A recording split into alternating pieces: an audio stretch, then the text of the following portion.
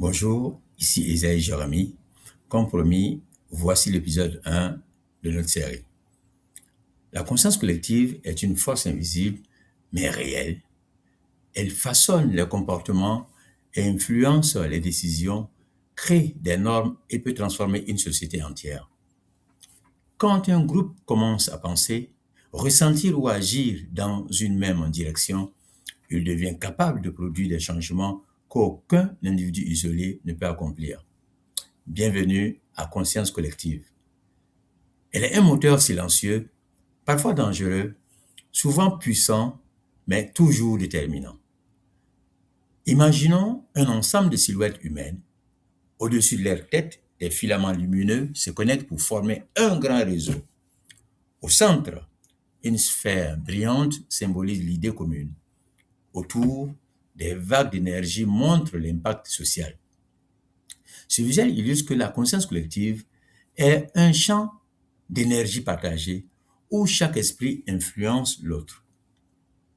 Dans notre scénario d'aujourd'hui, il y a trois personnages, Athéna, Nikos et Sikola, qui est la foi collective, la conscience du groupe humain. Alors, ce matin, en prenant son café, Nikos dit que la conscience collective est juste une idée abstraite. Les gens pensent chacun pour eux. Sikola, la voix collective murmure, l'individu croit être seul, mais il est traversé par les autres. Sur la place publique, à midi, Athéna montre une foule qui applaudit un geste solidaire. Une seule personne a aidé un inconnu et soudain, tout le monde l'imite. C'est ça la conscience collective. Nikos observe surpris. À la bibliothèque, à l'après-midi, Athéna dit que la conscience collective fonctionne comme un champ magnétique. Quand une idée devient partagée, elle devient une force. Elle peut ainsi créer, selon les circonstances, des révolutions, des mouvements sociaux, des solidarités, des peurs, mais aussi des espoirs.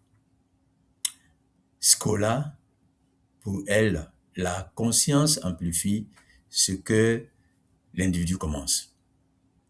Le soir, Nikos se rend compte que la conscience est bien une idée réelle.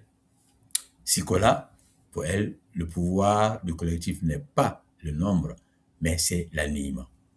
Survient alors la transformation. Au cours d'une rencontre communautaire à laquelle Nikos participe, il se rend compte que c'est une bonne initiative. Mais il voit maintenant que alors la conscience collective aide ou permet de faire quelque chose de grand. Et que les consciences, les petites consciences sont celles qui permettent de constituer cette conscience collective.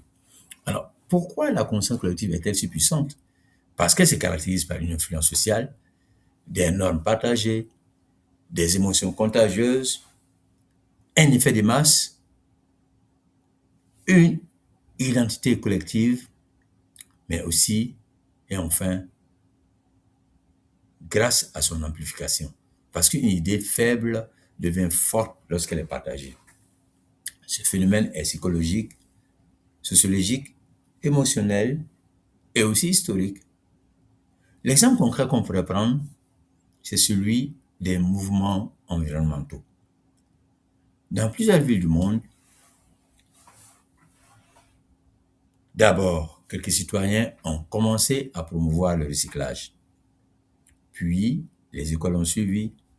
Ensuite, ce fut le tour des commerces, puis encore les municipalités, et cela jusqu'à ce que la conscience écologique devienne une norme locale. Résultat, une transformation collective née de gestes individuels, amplifiée par la conscience partagée. En conclusion, la conscience collective est un pouvoir discret mais immense. Elle peut unir, elle peut transformer, elle peut protéger, elle peut mobiliser, mais aussi elle peut inspirer. La conscience collective nous rappelle Un individu commence, un groupe continue et une société change. Amour et paix chez vous et avec les gens autour de vous. À la semaine prochaine.